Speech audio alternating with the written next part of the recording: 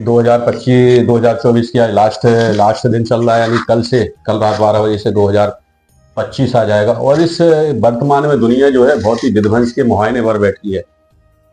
तो आगे आने वाले साल का भविष्य क्या है, क्या स्थिति होने वाली है, तो हम बात करते हैं पंडित गुरु श्री हरिओम बुटोलिया जी से, जो धर्म चक्र में हाई न्यूज के खास कार्यक्रम एक उसमें हमेशा आते ऐसे टिप्स देते हैं कि मानव जाति को उससे फायदा मिलता है और एक जीने की नई राह मिलती है। तो गुरु जी बहुत बहुत स्वागत है हाई न्यूज में, आपका बहुत बहुत धन्यवाद जो आप बार बार इतने व्यस्तम टाइम में से टाइम निकालते देखते हैं, आपके कितने शिष्य बैठे रहते हैं उसके बाद भी। जय माई की अशोक जी। हाई न्यूज के सभी दर्शकों से मैं कहूँगा कि सब एक साथ कहें जय माई की। जय माई की गुरुदेव जी। अच्छा गुरुदेव, एक बात बताइए, वर्तमान में बहुत ही विस्फोटक बहुत ही विध्वंस स्थिति है और ये जो काल चक्र जो है बढ़ता जा रहा है, कई देशों में लड़ाई फैलती जा रही है, पाकिस्तान की अफगानिस्तान से, और ये अब देखिए कि हिंदुओं का बांग्लादेश में क्या हादसा हो रहा है। देखिए अशोक जी, इसे कहते हैं समय चक्र जी और समय चक्र के अनुसार प्रत्येक चीज परिवर्तनशील है। हम इसे पृथ्वी पर कहते हैं कि हर चीज नाशवान है, जो जी पैदा हुई है या उत्पन्न हुई है उसे नष्ट होना है। अब यहाँ विभिन्न प्रकार के जो भेदभाव फैल रहे हैं, विभिन्न जातियों में आपस में मतभेद हो रहे हैं, लोग सनातन का विरोध कर रहे हैं। जी सबसे पहले ये इसमें देखा जाए कि किस धर्म में दूसरे धर्म के विरोध का लिखा है। हम सनातनी हैं, हमारे यहाँ वेदों में, शास्त्रों में, पुराणों में कहीं भी किसी भी धर्म का विरोध नहीं सिखाया गया, किसी से नफरत नहीं सिखाई गई। और हम तो सर्वे भवन्तु सुखिनः सर्वे सन्तु निरामया वाले लोग हैं। सनातन यही शिक्षा देता है कि सबको खुश रखे ईश्वर, क्योंकि सब में हम भी हैं। जी अब मैंने तथाकथित लोग, चंद लोग समाज में दूषित मानसिकता के हैं। जी वो आज ही नहीं है, आदिकाल से भी दानव प्रवृत्ति के, जिन्हें लोग आमजन राक्षस नाम से जानते हैं, जी वो उस समय भी थे। जिन्हें देवताओं के काम अच्छे नहीं लगते थे वो उनका विरोध करते थे।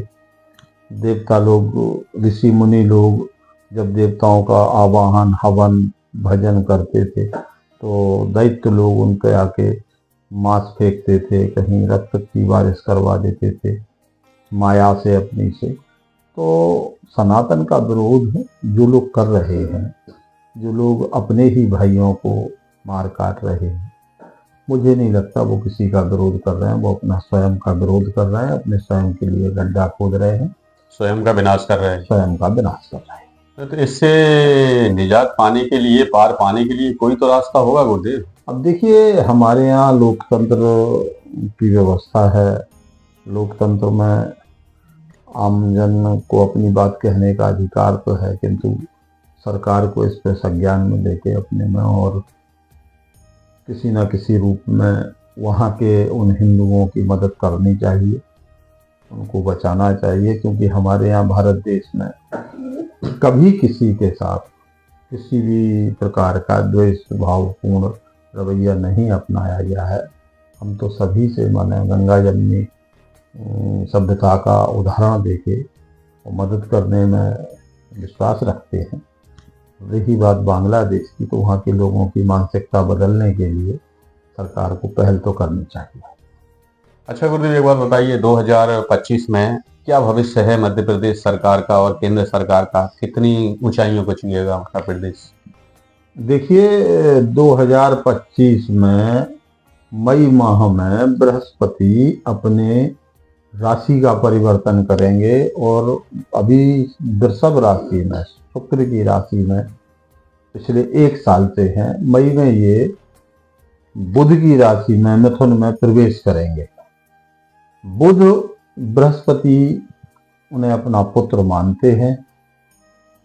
जब संतान के घर पिता पहुंच जाता है तो संतान प्रत्येक पिता की आज्ञा का पालन करने के लिए कटिबद्ध रहता है। तो जी। ऐसी स्थिति में लोग कह रहे हैं कि सिर्फ बृहस्पति लाभ देंगे। यहाँ बृहस्पति अकेले नहीं, यहाँ बुध भी लाभ देंगे। जी। बुध के जितने मित्र ग्रह हैं वो भी लाभ देंगे।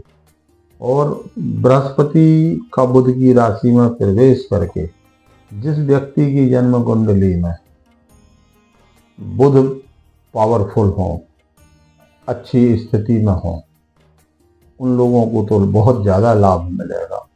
किंतु यहाँ अब जिन्हें लोग माने एक डर का या भय का ग्रह बताते हैं वो है शनिदेव,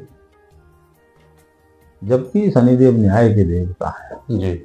वो कभी किसी का नुकसान नहीं करते, कर्मों का फल देते हैं। अब इंसान चाहता है कि मैं कर्म खराब करूं मुझे फल अच्छा मिले, जी। तो ये तो संभव नहीं।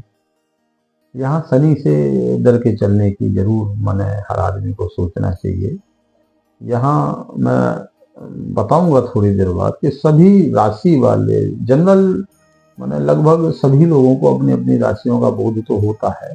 जी। सभी राशि वालों को एक मंत्र उनका अलग अलग रहेगा, उसका अगर वो लोग जप करते हैं तो उन्हें बहुत लाभ मिलेगा, ऐसा मेरा मानना। जी।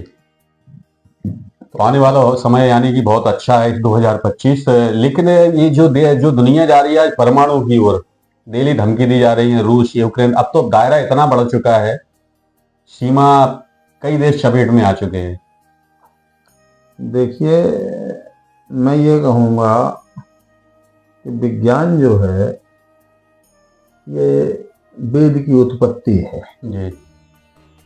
और हम अपने वेद को भूल के अगर विज्ञान पर ही पूरा अपना ध्यान केंद्रित कर लेते हैं तो हमें नहीं लगता कि वो किसी भी अच्छी या उचित व्यवस्था देश कर पाएगा जो वेद को पालन, वेद की आज्ञा का पालन ना करते हुए सिर्फ विज्ञान पर विध्वंसक चीजों से दूसरे को सिर्फ नुकसान पहुंचाने की सोच रहा है। वेदों ने ये आदेश दिया है इस प्रकार के जो भी परीक्षण किए जाएं, जो भी माने रिसर्च करके चीजें उपलब्ध हुई हैं ऋषि मुनियों को, उनको खुद की रक्षा के लिए, राष्ट्र की रक्षा के लिए, धर्म की रक्षा के लिए, समाज की रक्षा के लिए अगर उपयोग किया जाता है तो वो बहुत अच्छे माने शुभ माने जाते हैं। किसी को नुकसान देने के लिए, किसी की हत्या करने के लिए, अहिंसा के लिए अगर इन चीजों का उपयोग किया जाता है तो मुझे नहीं लगता वो देश उचित निर्णय ले सकते। वो नहीं, मैं तो ये पूछ रहा हूँ गुरु जी, क्या ऐसी स्थिति हो सकती है, विध्वंसकारी हो सकता है ये कदम? क्यों नहीं, माने विध्वंसकारी तो होगा ही। जब किसी भी चीज को आप विकृति देंगे तो उसका रिजल्ट क्या होता है। हम नीम का पेड़ लगाएंगे तो उसमें निबोली ही लगेगी जी। बोया पेड़ बबूल का आम कहाँ दे पाए। तो हम जिस प्रकार का बीज बोते हैं फल उस प्रकार का लगता है। हम किसी के माने अहित के लिए, अहित की भावना से किसी भी चीज का निर्माण करते हैं, शोध करके खोज करते हैं, तो कहीं ना कहीं हम अपना भी नुकसान करेंगे उसमें, ये तो तय है। अच्छा, एक बात बताइए गुरु जी, सनातन धर्म का व्यापक होने में कितना टाइम लगेगा? क्योंकि लोग हम कहते हैं सनातन कभी पूरी दुनिया ही सनातन से बनी है। आप बिल्कुल सत्य कह रहे हो। सनातन धर्म एक्चुअल में बनाया हुआ नहीं है, ढूंढा हुआ नहीं है, ये अवतरित है जी। और सनातन को ही देख देख के लोगों ने विभिन्न प्रकार के माने धर्मों का निर्माण किया है। उनमें भी जिन चीजों को वो लोग फॉलो कर रहे हैं, जिनका अनुसरण कर रहे हैं, वो भी कहीं ना कहीं गहराई में जाके देखा जाए तो सनातन का ही एक कहीं से अंग है। जी। सनातन को व्यापक होने की आवश्यकता नहीं है, सनातन व्यापक है। सनातन व्यापक था, सनातन ही रहेगा। सनातन के बारे में लोगों को अभी सही से ज्ञान नहीं है, या मैं ये कहूँगा जिन्हें ज्ञान है तो वो अपने अभिमान में चूर होकर सनातन का विरोध कर रहे हैं। ऐसा नहीं करना चाहिए। अच्छा गुरुदेव, अभी धीरेन्द्र शास्त्री जी ने हिंदू जोड़ों के लिए यात्रा की थी, उनका एक ये बहुत अच्छा कदम था, लेकिन इसमें कुछ विरोध भी हुआ वाल्मीकि के घर वालों ने जब खाना खाया तो। देखिए, जातियां या जातियों का निर्धारण कर्म के हिसाब से बना है। जी। ये मनु महाराज के बाद जातियां बनी हैं मनु के नाम से ही मनुष्य शब्द की उत्पत्ति हुई है, जी वरना हम सभी लोग ईश्वर की संतानें हैं, ऋषि मुनियों की संतानें हैं। तो अगर कोई व्यक्ति वो कर्म नहीं करता जिस कर्म को करने वाले के परिवार में या घर में उसने जन्म लिया है, तो यहाँ आप कैसे उसकी जाति का निर्धारण करोगे? जी हम लोग होटलों में, रेस्टोरेंटों में, बड़े बड़ी जगहों पर, शादी ब्याह में, बड़े कार्यक्रमों में भोजन करते हैं। जी। क्या हमने कभी जाके पूछा ये बना कौन रहा है? नहीं। तो फिर इस प्रकार की बात है, ये तो किसी को भी किसी के ऊपर कीचड़ उछालना है। तीसरी बात, साधु संत महात्मा इनकी कोई जाति नहीं होती। जी जाति ना पूछे साधु की, पूछ लीजिए ज्ञान, मोल करो तलवार का, पड़ी रहने दो म्यान। अब आप म्यान पे ज्यादा फोकस कर रहे हो, तलवार को देख नहीं रहे हो, तो फिर अच्छा, भारत की किस पायदान पर होगा विश्व गुरु के रूप में 2025 में? मोदी जी का डंका तो बज रहा है, क्या ये युद्ध रुकवाने में कामयाब रहेंगे रूस यूक्रेन? ये कहने की बात नहीं है, ये तो सबको दिख रहा है और सब विदित है कि नरेंद्र मोदी जी ने आज तक प्रधानमंत्री पद पर रहते हुए देश और राष्ट्र हित में ही कार्य किया है। आज भारत कहाँ से कहाँ है ये बताने की आवश्यकता नहीं है।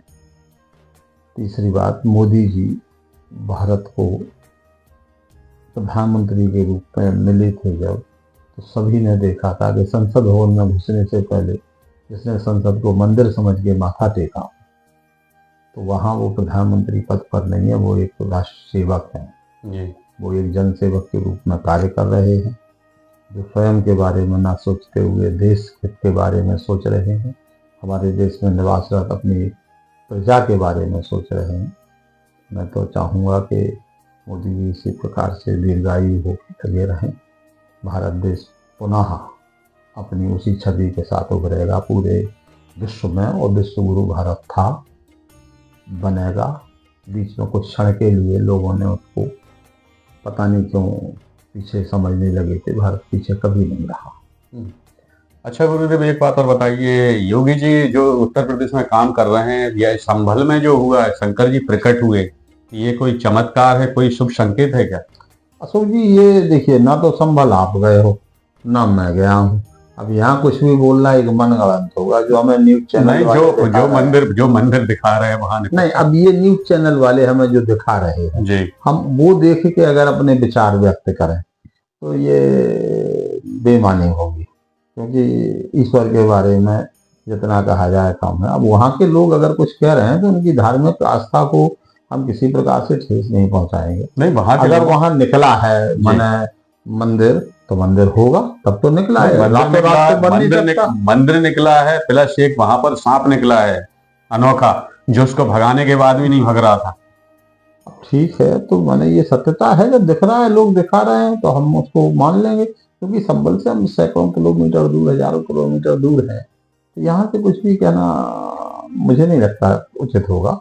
लेकिन हाँ, ईश्वर में आस्था है हमारी, हम ईश्वरवादी हैं। और जो लोग बता रहे हैं, या वहाँ इतनी पब्लिक अगर किसी एक ही बात को कह रही है, तो ये कोई किसी के द्वारा रचित कोई मन प्रोपेगेंडा नहीं होके ये सच्चाई भी हो सकती है। अच्छा गुरुदेव, ज्योतिष के अनुसार नई नववर्ष का शुरुआत कैसे करें? कोई नए काम वगैरह करना हो तो? हाँ, ये बड़ी अच्छी बात आपने पूछी है। यही माने धर्म चक्र का मूल है जी।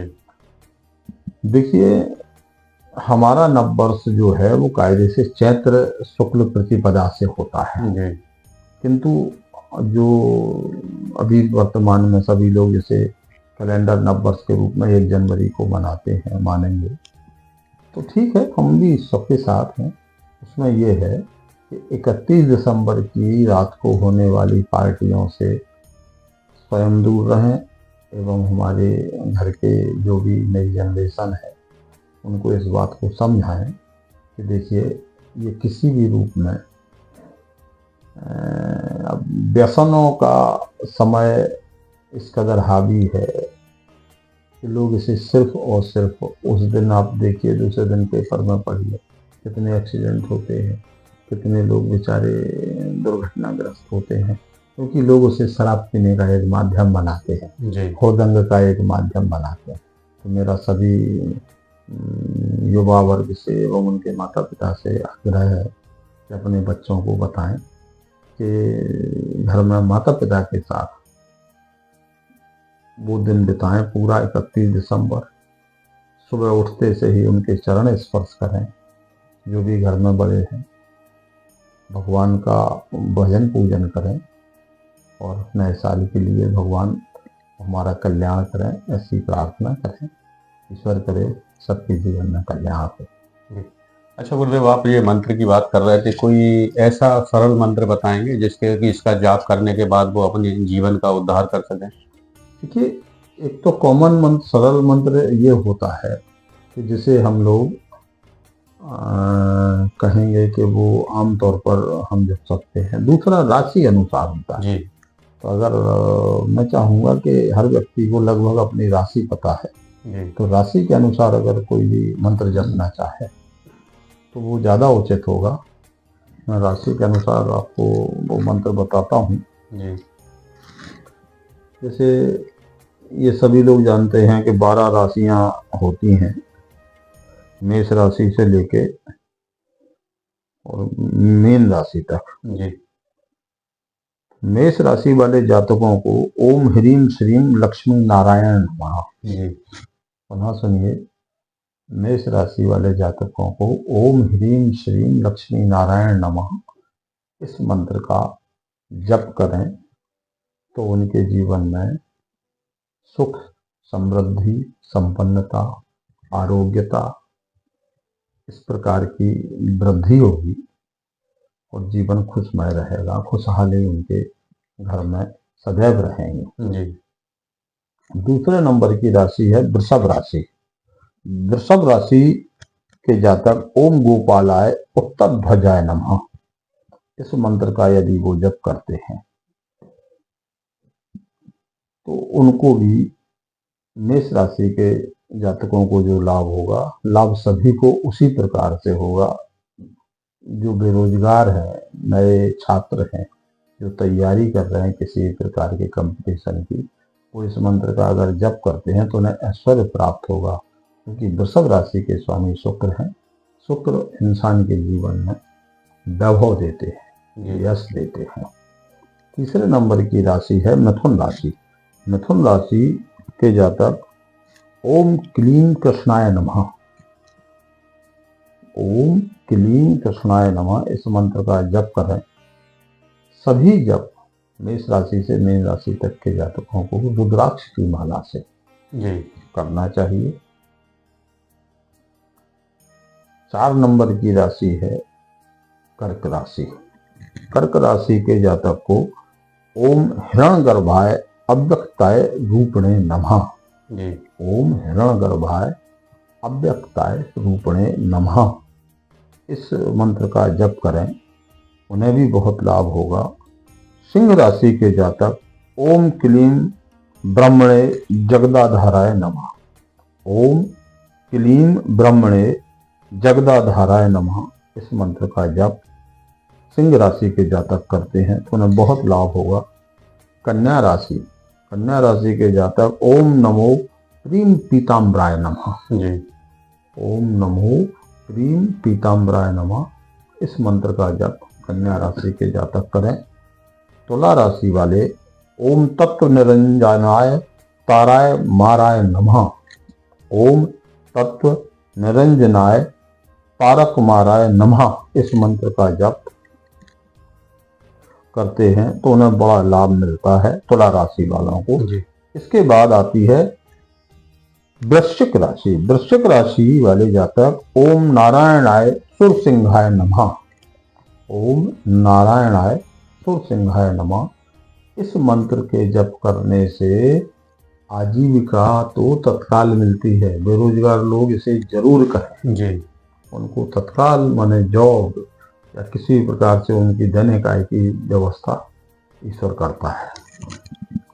इसके बाद धनु राशि। धनु राशि के जातक ओम श्री देव कृष्णाय ऊर्ध्व संताय नमः, ओम श्री देव कृष्णाय ऊर्ध्व संताय नमः इस मंत्र का जप धनु राशि वाले जातक करें। मकर राशि वाले जातक ओम श्री वत्सलाय नमः, ओम श्री वत्सलाय नमः। मकर राशि के जातक इस मंत्र का जप करें, उन्हें बहुत लाभ मिलेगा। कुंभ राशि के जातक ओम श्री उपेंद्राय अच्युताय नमः, ओम श्री उपेंद्राय अच्युताय नमः, इस मंत्र का जप कुंभ राशि के जातक करें। और अंतिम राशि है मीन राशि।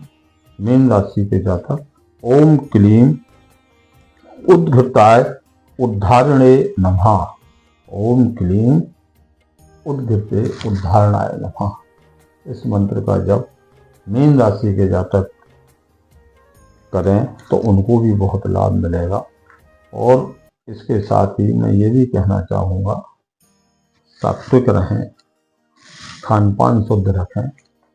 31 दिसंबर हर साल आता है, इसको अपने व्यसनों को उजागर करने का माध्यम ना समझें। अपने घर परिवार में अपने बुजुर्गों के साथ, अपने माता पिता भाई बहनों के साथ हर्षोल्लास के साथ नए साल का, कैलेंडर के नववर्ष का के आगमन का स्वागत करें। जबकि हमारे सनातन धर्म का नववर्ष अप्रैल में आएगा जी। शुक्ल पक्ष की प्रतिपदा, चैत्र माह, उस दिन से हम लोगों की नवरात्र प्रारंभ होती है। सबका इंतजार करें, इसको भी मने हर्षोल्लास के साथ मनाएं, उसमें आराधना करें, जीवन सुखमय बनाएं। अच्छा गुरुदेव, एक बात और बता दीजिए, ये रुद्राक्ष की माला से जाप करना है, कितना करना है, कितनी माला करना है और किस टाइम करना है? इसको क्या है, सुबह स्नान करके स्वच्छ वस्त्र पहन के या शाम तक, कभी भी सुबह से शाम तक कम से कम 10 माला जाप करना चाहिए। अशोक जी, क्या होता है कि किसी भी चीज को करने में इतना तो वजन हो, जैसे अब किसी को भोजन कराना है तो कहते हैं कि 1 रोटी उसको खिलाई जाए जी, या पेट भर के खिलाओ, तो इतना तो खिलाओ, इतना तो जप करो कि आपको भी लगे कि हमने किया है जी। और ईश्वर का नाम इस ब्रह्मांड में गूंजे, क्योंकि सब चीज यहाँ नष्ट होने वाली है। अगर यहाँ कोई चीज नष्ट नहीं होती तो वो है शब्द। ईश्वर का नाम हम उन्हीं शब्दों में शुमार करके ले रहे हैं, ये कभी नष्ट नहीं होते, ये ब्रह्मांड में गूंजते हैं। सकारात्मकता इनसे उत्पन्न होती है, हमारे शरीर की नकारात्मक ऊर्जा बाहर जाती है। इसलिए मंत्रों के उच्चारण में हमारी जुबान, हमारी जीभ, हमारी जिह्वा उस प्रकार से पलटती और घूम के उच्चारण हमारे होठों से निकलते हैं कि जिससे वहाँ का वातावरण खुशमय हो जाता है। तो घर में जप करें, पूरे घर का वातावरण शुद्ध करके खुशमय हो। आप सभी लोग सुखी रहें, माई से हम यही प्रार्थना करते हैं। जय माई की। जय माई की। गुरुदेव जी थे गुरु जी सीधा सीधा ना सात्विक रहेंगे। और जो गुरुदेव ने मंत्र बताए हैं, अगर उन मंत्र का थोड़ी वजनदारी से अगर 10 माला जाप करते हैं, बहुत टाइम नहीं लगे, ज़्यादा से ज़्यादा लगेंगे 25 मिनट, उसके बाद आपका जीवन सुधर जाएगा। तो गुरु जी के ऐसे ही टिप्स लेते रहिए और अपने नववर्ष को साकार कीजिए। हम गुरु से अगले विषय पे बात करेंगे जल्दी, कल की अवतार को लेके, जहाँ संभल इस समय बहुत चर्चा में है पूरे देश क्या पूरी दुनिया में। तो कल की अवतार क्या होगा, आगे की कैसी स्थिति रहेगी और आने वाला समय कैसा होगा, हम गुरु जी से जाएं। गुरु जी बहुत बहुत धन्यवाद। धन्यवाद अशोक जी। हाई न्यूज के दर्शकों को जय माई की बहुत बहुत धन्यवाद। गुरु जी ठीक है। जब झोंक लगा सुगंध उड़ी, मुंह में पानी और भूख बढ़ी, बढ़ा ये हर व्यंजन का स्वाद, मिला है इसमें माँ का प्यार। गोविंद मसाले जो खाने में डाले हैं, आपस में अपनों का प्यार बढ़ा दे रे। गोविंद मसाले, मसाले जो रिश्ते बनाए।